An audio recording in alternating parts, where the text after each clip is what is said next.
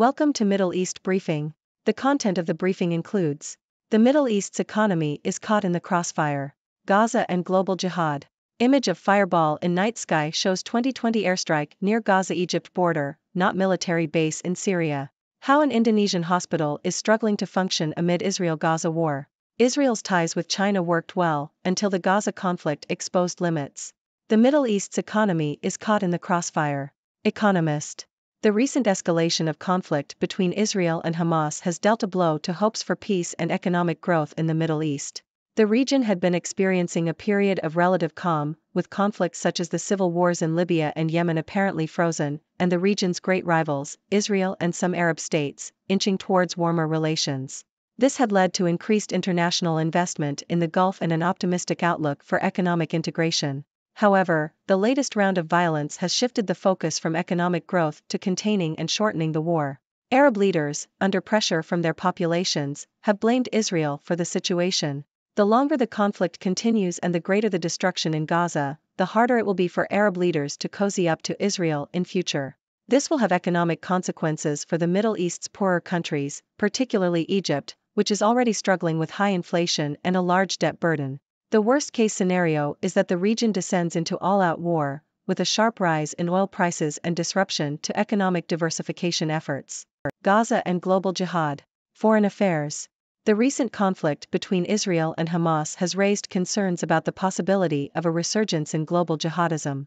While there are worries that the conflict could be exploited by jihadi groups to revive their movement, it is important to recognize that Hamas and global jihadi groups are deeply ideologically divided.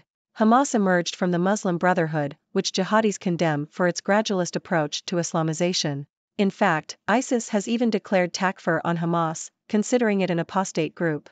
Al-Qaeda has also reproached Hamas for its ideological differences, such as its participation in democratic processes and its failure to implement Islamic law in Gaza. Therefore, while the conflict in Gaza could deepen resentment and anger among Muslims, the ideological divergences between Hamas and global jihadi groups will limit the extent to which jihadis can re-energize their movement.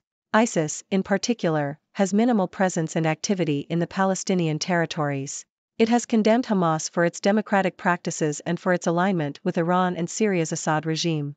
ISIS believes that establishing an Islamic state is not the objective of Hamas and that defeating Israel would only substitute one idolatrous rule for another. Furthermore, ISIS has expressed no support for the Palestinian militants on the ground and has called for them to embrace its version of Islam before embarking on jihad. Al-Qaeda, on the other hand, has applauded the recent attack by Hamas and called for a mass mobilization to fight against the Zionist Crusader alliance. However, it has not praised Hamas specifically and has distinguished between its political establishment and its armed wing. The conflict in Gaza may provoke individual jihadi sympathizers in the West to commit acts of terrorism, but it is unlikely to energize the larger jihadi movement. Al-Qaeda has been less capable of inspiring international terrorism than ISIS, and ISIS's main presence today is in sub-Saharan Africa and Afghanistan, not the Middle East. Image of fireball in night sky shows 2020 airstrike near Gaza-Egypt border, not military base in Syria. Yahoo!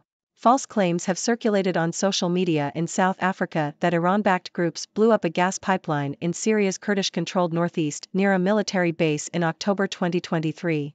The two images shared alongside the false claims are old and were taken in Gaza, not Syria.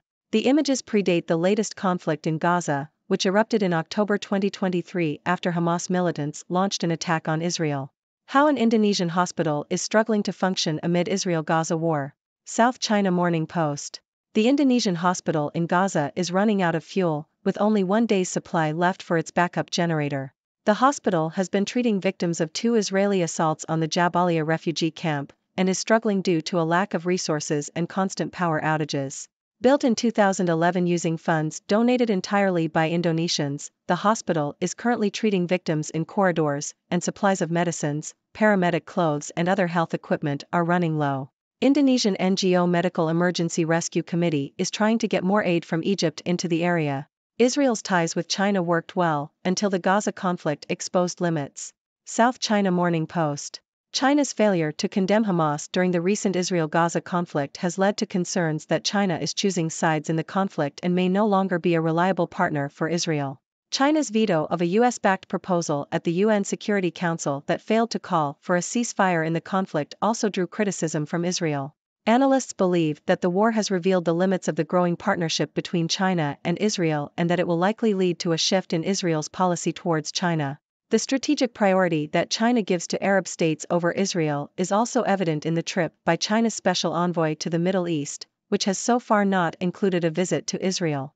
The recent conflict has highlighted the limitations of China's relationship with Israel and may restrict the prospects for a closer partnership between the two countries. As Gaza conflict rages, online maps from Chinese companies are missing Israel's name. CNN. China has confirmed that it still recognizes Israel as a state, after questions were raised about the country's name being omitted from online maps provided by Chinese firms Baidu and Amap. The maps, which are widely used in China, show the territories of neighboring countries, but do not clearly mark Israel. The maps also do not include a country name marker for Palestine.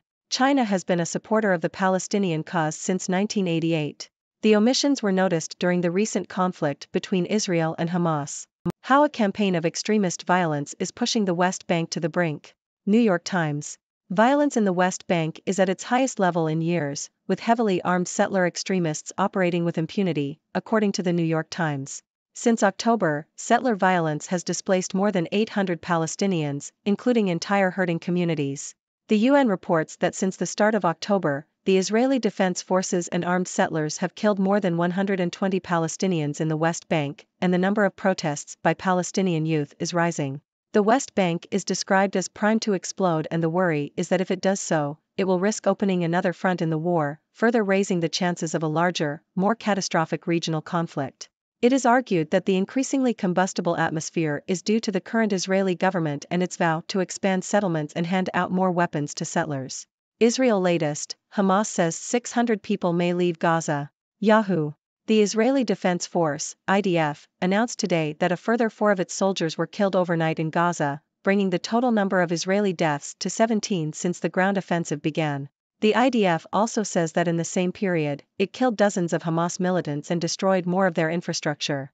Amidst the ongoing violence, Hamas has published a list of hundreds of foreigners and dual-national Palestinians eligible to leave Gaza via the Rafah crossing to Egypt, and said 600 are expected to cross today, including 400 Americans. Yesterday, the IDF reported that 800 Palestinians had crossed into Egypt. Meanwhile, criticism of Israel's operations in Gaza is escalating, with neighboring Jordan and several Latin American nations recalling their ambassadors to Israel in protest. The U.S. today continued to press for a pause in the fighting, as President Biden said it is necessary to free more hostages from Gaza. The costs of India's abstention on Gaza truce resolution. Diplomat. India abstained from a United Nations General Assembly (UNGA) resolution calling for a ceasefire in Gaza, leading to criticism from analysts and concerns over India's isolation. India's decision to abstain on the resolution, which was supported by all of India's South Asian neighbors, as well as many global South countries, has raised questions about its commitment to representing the causes of the global South. India's recent shift in policy towards Israel, including supporting a Canadian amendment condemning Hamas attacks, has also raised concerns about a change in India's stance on the Palestinian question. Hamas fighters seek to block Israeli advance on Gaza City. Reuters. Israeli tanks and troops continue their offensive in Gaza City, where fierce resistance is being met by Hamas militants. Israeli commanders are saying that they are at the gates of Gaza City, with Hamas warning that they will fight until the end. The death toll in the conflict is rising, with Palestinian authorities claiming that at least 8,796 people have been killed, whilst Israel has seen 17 soldiers killed. There are increasing concerns over the humanitarian situation in Gaza, with hospitals struggling to cope with the sheer volume of casualties and the lack of fuel. Ladies and gentlemen, it's your favorite observer from the 6 Degrees World, Dr. Six. Today, I have a roundup of news about the Israel-Gaza conflict that has been making headlines. Let's dive in.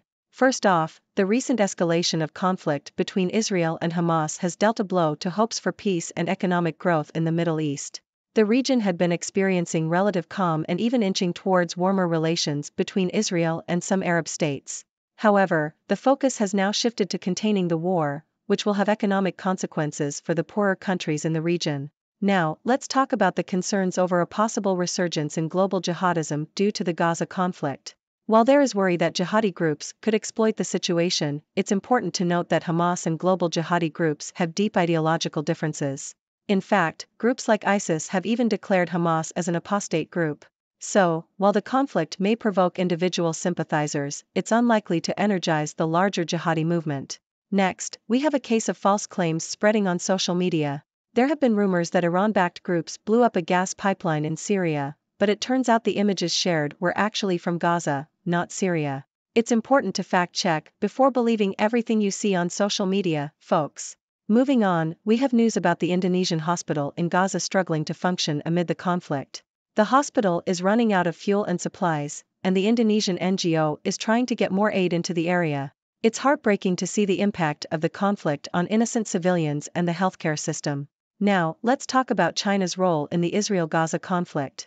China's failure to condemn Hamas and its veto at the UN Security Council has raised concerns about its stance. This may lead to a shift in Israel's policy towards China and restrict the prospects of a closer partnership between the two countries. Interestingly, China's maps have also been omitting Israel's name, which has caused some controversy. Moving to the West Bank, violence is at its highest level in years, with armed settler extremists operating with impunity. The situation is becoming increasingly combustible, and there are concerns that it could open another front in the war and escalate the chances of a larger conflict in the region. Lastly, amidst the ongoing violence, Hamas has published a list of foreigners and dual-national Palestinians eligible to leave Gaza. There are increasing calls for a ceasefire, and neighboring countries like Jordan and Latin American nations have recalled their ambassadors to Israel in protest. Well, that's all for today, folks. The Israel-Gaza conflict continues to unfold, and its impact is being felt on various fronts. What are your thoughts on the situation? Feel free to share your ideas and questions. Thank you for tuning in. The content above showcases the latest briefing reports and analytical synopses, thoughtfully curated by the 6Do team. These insights stem from a wide array of reputable media outlets, think tanks, government sources, and specialized experts worldwide. We encourage you to explore these sources for a comprehensive perspective. Keep in mind that while the content may not always align with the official standpoint of 6Do Brief, it's not meant to be taken as absolute directives for decision-making.